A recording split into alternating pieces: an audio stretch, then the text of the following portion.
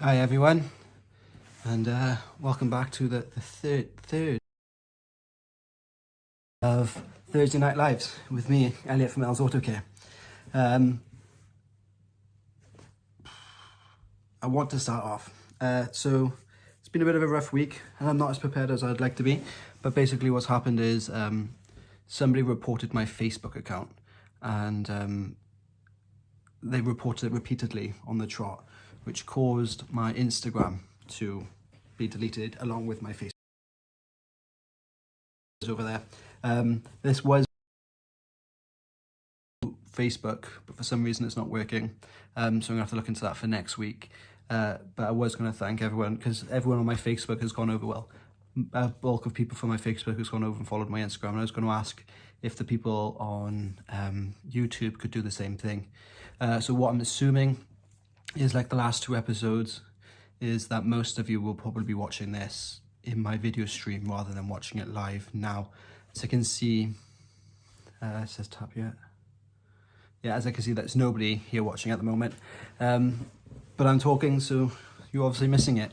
But I'm not going to hang around. I'm gonna get straight into it. But yes, if you could go over and follow my Instagram to help build it back up. I had something like 525, 530 followers over there, and now I have, last count was 57. So if you could help me build it back up, that would be very, very great. I'd be very, very happy with that. I will leave a link in the description. But now let's just crack on with the video. So today's video will be on my 3 top tips for being a mobile mechanic. Now, obviously mobile mechanics come in different forms. So you work on standard passenger vehicles and light goods, and then you've got HGV, mobile mechanics as well. So obviously some of these might apply to you depending on where you work, and some might not. These are my personal 3 top tips, and you might have different ones. So if you do have different ones, please leave them in the comment section for me to read and for us all to learn from you, because that would be great, because, well, more minds are better than one, or something like that. So yes, so these are my 3 top tips, but yours might be different. If they are, let me know. So let's crack on. So we're going to go for tip number 1, and that is never stop learning. Never stop learning. And why is this important to a mobile mechanic? And it really is. So a lot of the time we'll get called out to a customer because they either, 1, they want it done fast in their car park whilst they're at work, or 2, their car isn't moving. And a lot of the time when someone's car's not moving, they tend to get a little bit stressed, and it's an important thing for people to have their cars on the road. So it's important that we fix that car as fast as we can. Now, I've had a lot of customers. I've had one this week where it's been to another garage and they couldn't find the fault, or they didn't know how to do the job. They've changed a dozen other things when, if they were up to date on their bulletins, service bulletins, repair bulletins and things like that, then they would have been able to know that this fault is common. And this, like, I went out to an Astra, and they put up a coolant system fault. 9 times out of 10, that is the thermostat housing itself. But if you didn't know that, you could end up chasing wires back, you can end up changing sensors that don't need changing, and all sorts of things. So that's having that knowledge of the service bulletins, having the knowledge of vehicles. So when I say never stop learning, it doesn't have to be formal education. It could be watching YouTube videos, or TikTok videos, or talking to your friend who's a mechanic in the main dealership, or anywhere. Anyway, it's just like a casual conversation with, I got this car in and this is the fault. Have you had that before? And just gaining that knowledge and be able to diagnose the car as fast as you can, repair it as fast as you can, and have that customer back on the road as fast as you can is a great asset and a vital skill. Another thing is with your knowledge is you can specialize in things. You can charge a little bit extra. You can do the jobs that other people can't do. So knowing is never a downside to having a knowledge. With a knowledge, you'll never lose that, and it'll always be a benefit to you. So I think that's the most important thing is across the whole spectrum of mobile mechanics, even car repairs, any industry is just to constantly keep learning. Let's go on to tip 2, and that is preparation. This is a tip for me, not for you. So a lot of the time you'll get called out to a customer's house. You'll get called out to a customer's house. Say for argument's sake, to change pads. All they need is pads. You get there, and sometimes you get there and it'll be a wheel bearing, but you can get there, majority of the time, it will just be discs. You might need discs as well. If you don't have those discs, then you have to either rearrange with the customer or nip down to the local motor factors quickly, pick up some discs, and then fly back, and that's a lot of time that you've wasted there then. So there's sort of things like that, as I always try to carry with me, but most of the time fail, is discs. So if you're going out to do pads, take some discs with you just in case.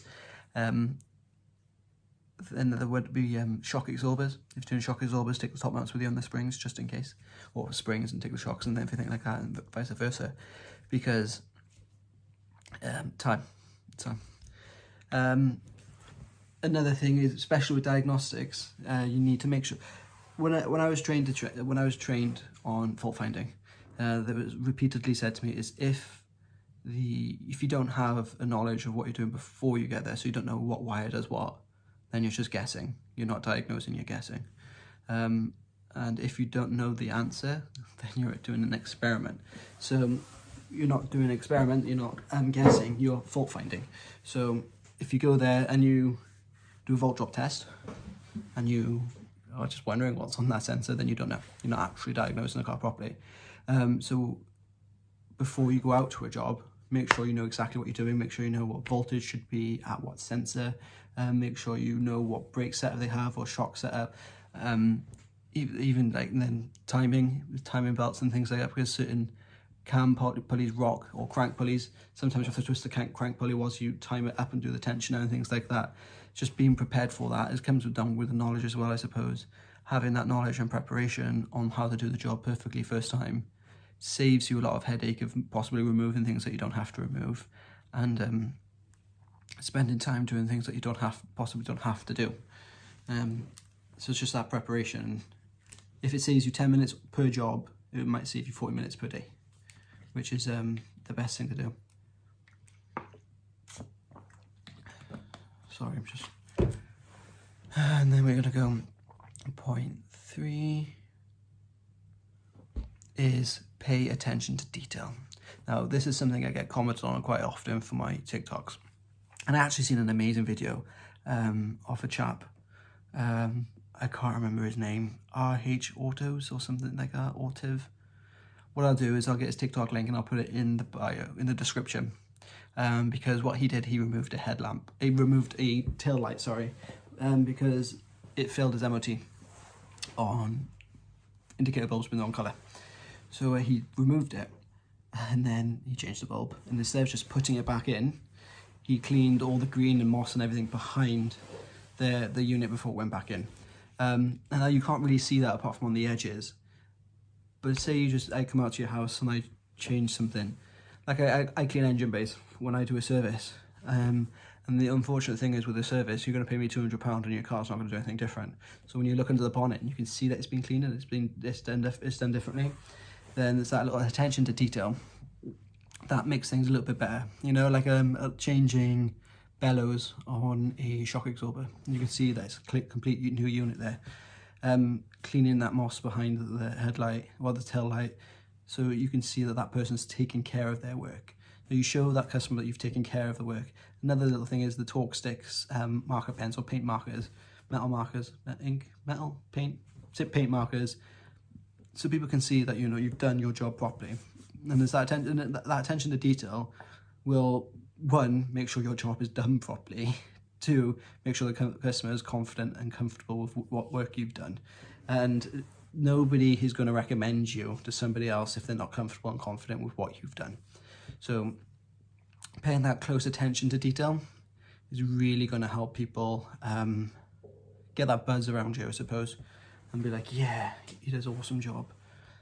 So yeah, pay attention to detail. And like, I speak to people all the time and they say, well, mate, I'm a mechanic, not a valeter. And no, when I'm not saying for you to valet the customer's car, don't spend 3 hours ceramic coating it when you're just doing a disc change. But do a tidy job, clean up the hubs, clean up the track rod ends for next time they come off. Maybe put a bit of grease on that if you want. And it's just those little things that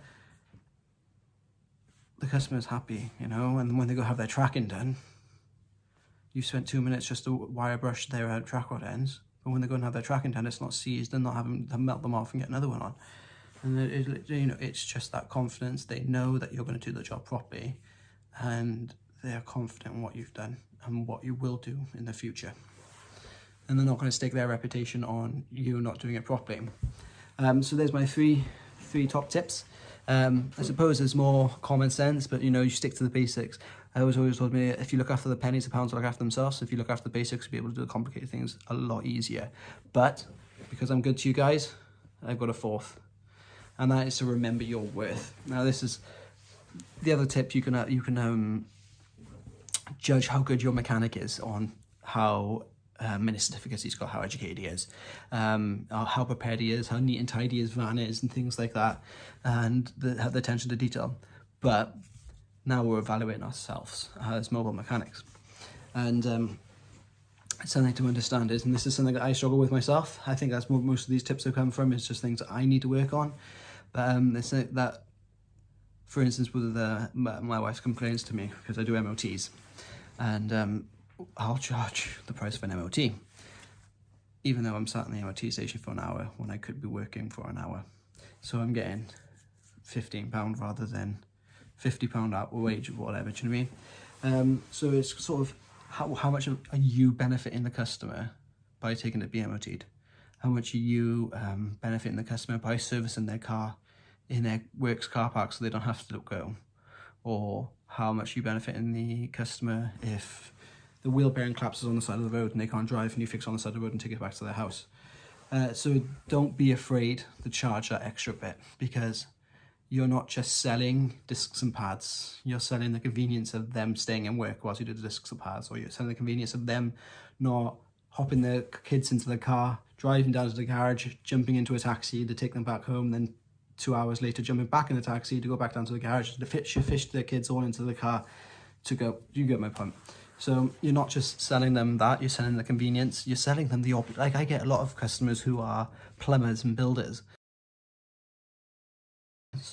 or service their vans at their job site. So they haven't lost a day's work and they're earning money. So that it's not really costing them. They took the car off the road for a day, they'd lose a day's work, plus they'd still have to pay for the van to be fixed. So know your worth, because it's vital that you don't undercharge yourself, because you're providing them convenience, you're providing the ability for them to earn, and you're just making everyone's life easier. So don't and I struggle with it, and I don't like to charge people too much because I think they're paying too much, but you're providing a service, and it's more than just an actual service. Just the convenience, it's the hassle freeness, and it's the lack of losing. They are only benefiting by using you, so make sure you're charging them for the job that you do, rather than just what you think. Make sure you think a little bit higher of yourself. Make sure you're not cutting yourself short. And that's it. Let's call it a wrap on episode 3. Tell me what you want to see next. If you what you want to see in episode 4.